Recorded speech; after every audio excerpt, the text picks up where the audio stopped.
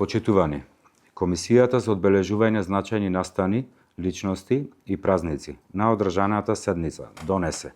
одлука за доделување на награди и признанија по повод 3 ноември, денот на ослободувањето на Прилеп, и тоа: награди и дипломи по повод 3 ноември, денот на ослободувањето на Прилеп, им се доделува на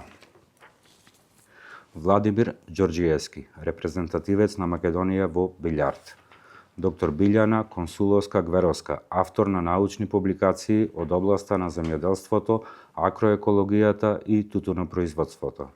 Петре Кироваков, поет и активист во Сдруженијето на протераните македонци од Егејскиот дел на Македонија; Елизабета Митреска за особен придонес во новинарството. Награди и плакети по повод 3 ноември, денот на ослободувањето на Прилеп, им се доделува на